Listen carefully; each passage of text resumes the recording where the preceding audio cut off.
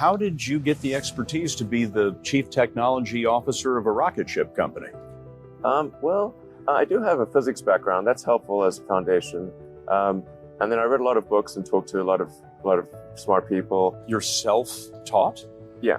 Well, self-taught, yes, meaning I don't have an aerospace degree. So how did you go about acquiring the knowledge? Well, like I said, I read a lot of books, talked to a lot of people, and have a great team. Having a smartphone is incredibly helpful because that means you can do email during interstitial periods, like if you're in a car, you're walking in the bathroom, everywhere.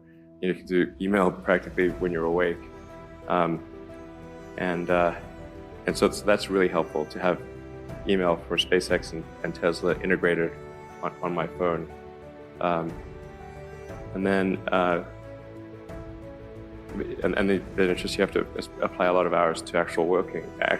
So the way I generally do it is I'll be working at SpaceX on Monday, and then Monday night flight to the Bay Area,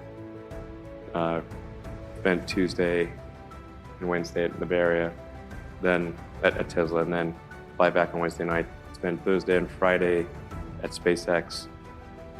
In the last several months, then I would fly back here on a Saturday and either spend Saturday and Sunday at Tesla or spend Saturday at Tesla and Sunday at SpaceX. I think certainly being focused on something that you're confident will have high value to someone else, and just being really rigorous in making that assessment, because people tend to, a natural human tendency is wishful thinking. A challenge for entrepreneurs is to say, well, what's the difference between really believing in your ideals and sticking to them versus pursuing some unrealistic dream that doesn't actually have merit? And that is a really difficult thing to tell you. Can you tell the difference between those two things? Right. You know, so you need to be sort of very rigorous in your self-analysis. I think certainly extremely tenacious, and then just work like hell. I mean, you just have to put in, 80 to 100-hour weeks every week. All those things improve the odds of success. Okay. I mean, if other people are putting in 40-hour work weeks and you're putting in 100-hour work weeks, then even if you're doing the same thing, you know that in 1 year you will achieve what they achieve. You will achieve in 4 months what it takes them a year to achieve. It's the best framework for understanding things that are counterintuitive. And always taking the position that you are to some degree wrong, and your goal is to be less wrong over time.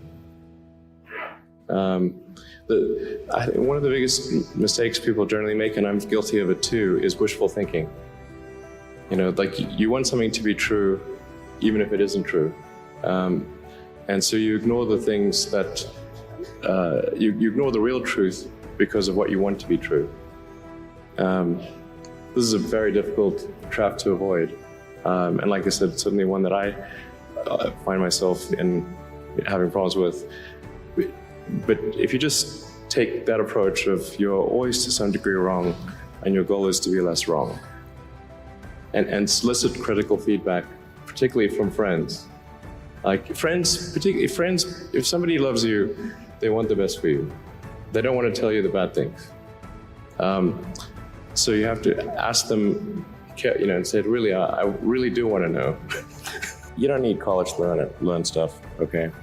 Everything is available basically for free. You can learn anything you want for free. It is not a question of learning. There is a value that colleges have, which is like, seeing whether can somebody work hard at something, including a bunch of sort of annoying homework assignments, and still do their homework assignments, and kind of soldier through and get it done. That's like the main value of college. And then also, if you probably want to hang around with a bunch of people your own age for a while instead of going right into the workforce. So I think colleges are basically for fun and to prove you can do your chores, but they're not for learning. I think failure is bad. I don't think it's good. But if something's important enough, then you do it even though the risk of failure is high. And so I think my advice, if somebody wants to start a company, is they should bear in mind that the most likely outcome is that it's not going to work, and they should reconcile themselves to that strong possibility. And they should only do it if they feel that they are really compelled to do it, Right. because it's gonna, the way starting a company works is like, usually in the very beginning it's kind of fun, and then it's really hellish for a number of years. You talked about chewing glass. Yeah, there's a friend of mine who's a successful entrepreneur, and started actually his career around the same time as I did, and he has a good phrase. His name's Billy.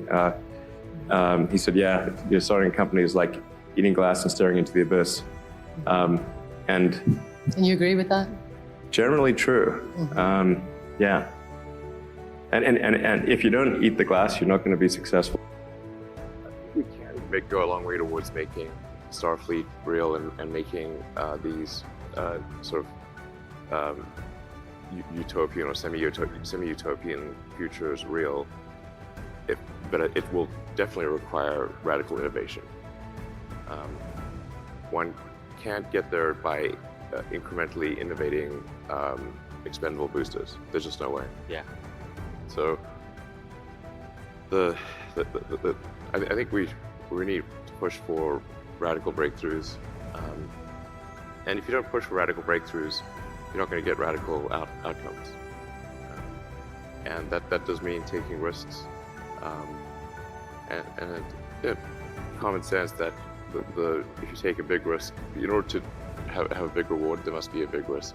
It's most of the time you cannot find big reward for small risk. Those are rare. So you're going to have some proportionality between risk and reward. But if the goal is important enough, and I think increasingly the goal is important for many reasons. When trying different things, you've got to have some acceptance of failure, as you were alluding to earlier. Failure must be an option. If failure is not an option, it's going to result in extremely conservative choices, and you may get something even worse than lack of innovation. Things may go backwards. You want reward and punishment to be proportionate to the actions that you seek. So if what you're seeking is innovation, then you should reward success in innovation, and only there should be minor consequences for trying and failing. There should be minor, with significant rewards for trying and succeeding, minor consequences for trying and not succeeding, and big and major negative consequences for not trying. If you have that incentive structure, you will get innovation like you can't believe.